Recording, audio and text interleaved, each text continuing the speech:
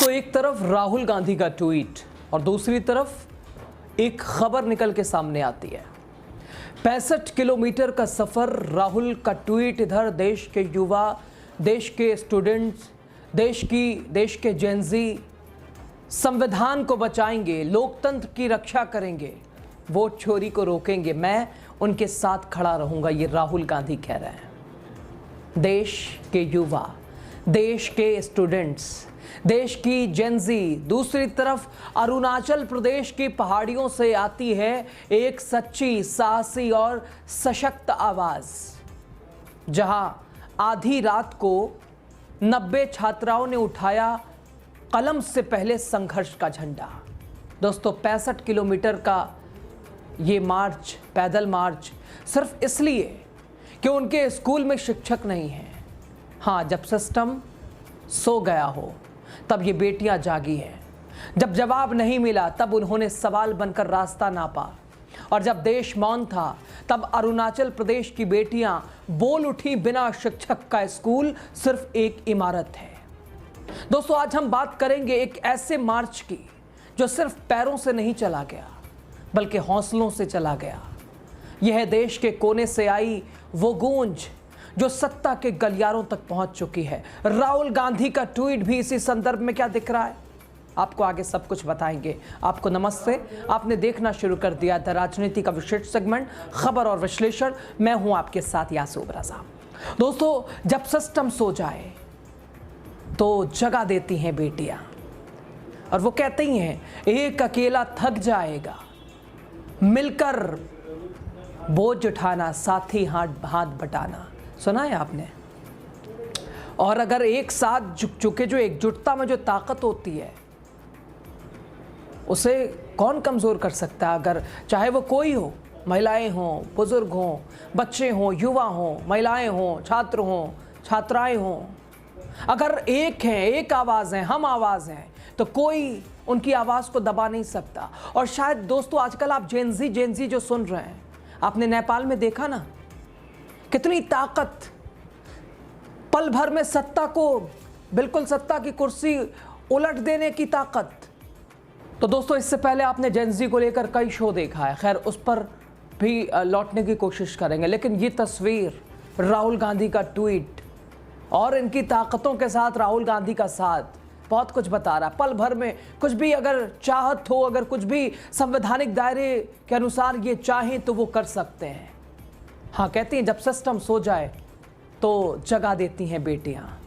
देश के कोने से बदलाव की एक गूंज आई दोस्तों, और इस बार आवाज उठी उत्तर पूर्व से। अरुणाचल प्रदेश की नन्ही क्रांतिकारियों की यह आवाज है दोस्तों।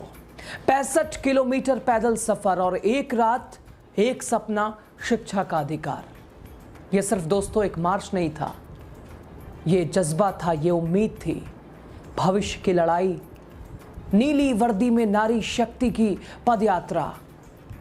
और एक तरफ वो राहुल गांधी वाला, जेनजी वाला, आप देख रहे हैं ट्वीट, आप देख रहे हैं, और लगातार जेनजी को लेकर जो चर्चाएं फिलहाल देखने को मिल रही हैं, इनकी यूनिटी, इनकी ताकत, इनकी हुंकार। उदाहरण आपके सामने नेपाल। खैर, अरुणाचल प्रदेश के पक्के केसांग जिले की कस्तूरबा गांधी बालिका विद्यालय की 90 से ज्यादा छात्राएं, जब शिकायतों पर जवाब नहीं मिला तो जवाब देने का तरीका इन्होंने बदल डाला। दोस्तों, रविवार की शाम अपने गांव से निकली ये छात्राएं और सोमवार की सुबह करीब 65 किलोमीटर पैदल चलकर पहुंच गईं लेम्मी जिला मुख्यालय। पैरों में छाले थे लेकिन हौसले बुलंद थे, और हर कदम पर सिर्फ एक सवाल, हमें शिक्षक क्यों नहीं मिलते?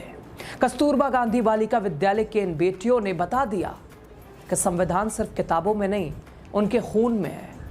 और ये जेनजी कुछ भी करने, संवैधानिक दायरे में अपने हक को पाने के लिए कुछ भी कर लेंगे। और शायद मैसेजिंग के तौर पर ये अब क्या हमारे यहाँ पे आ रहा है। और राहुल गांधी का ये ट्वीट किस संदर्भ में है? क्या उनकी वोट चोरी,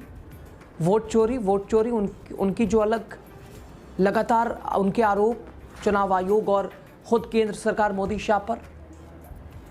और क्या राहुल की आवाज़ उन युवाओं की आवाज़ बनेगी जो कि इस तरह के प्रदर्शन में लगातार अपने हक को पाने के लिए वो इस तरह का प्रदर्शन का सहारा लेते हैं, इस तरह से अपनी आवाज़ उठाते हैं। दोस्तों, प्रदर्शन की अगुवाई कक्षा 11 और 12 की छात्राओं ने की। दोस्तों, उन्होंने भूगोल और राजनीतिक विज्ञान के शिक्षकों की नियुक्ति की मांग रखी। दोस्तों, इनके पोस्टरों पर लिखा था, शिक्षक बिना स्कूल सिर्फ इमारत है। और उनकी मांग न जाने कितनी कोशिशों के बाद ये थक चुकी थी, हार चुकी थी। लेकिन जेनजी जब सड़क पे आ जाए तो वो कुछ भी कर लेगा दोस्तों, और ये भी उसका उदाहरण है। दोस्तों, छात्राओं का कहना है कि बार बार अपील करने के बावजूद विभाग ने सुनवाई नहीं की। आधी रात हुए इस मार्च ने अभिभावकों और प्रशासन को हिलाकर रख दिया। हाँ, सोशल मीडिया पर वीडियो वायरल हुआ, और फिर जो हुआ जनता की ताकत का नमूना, हाँ वो आपने सुना ही होगा कि अगर साथ दो हमारा तो हम बदल सकते हैं हालात का धारा। और ये तस्वीर भी वही है, सब एक साथ यूनाइट, अगर यूनिटी हो और वो भी युवाओं में, तो वो कुछ भी पा सकते हैं पल भर में। चाहे वो सत्ता का घमंड हो, चाहे वो अपनी मांग हो, और वो भी संवैधानिक दायरे में। दोस्तों, प्रशासन जागा ये नमूना देखकर, और शिक्षकों की नियुक्ति की फाइलें हरकत में आ गई। ये सिर्फ एक स्कूल की लड़ाई नहीं थी दोस्तों, ये था पूरे सिस्टम को आईना दिखाना। ये थी उस जेनजी की तस्वीर जहां बेटियां सिर्फ अधिकार मांगती नहीं हैं, उसे हासिल भी करती हैं। ये बेटियां हमें याद दिलाती हैं कि लोकतंत्र की सबसे बड़ी ताकत जनता की आवाज़ होती है।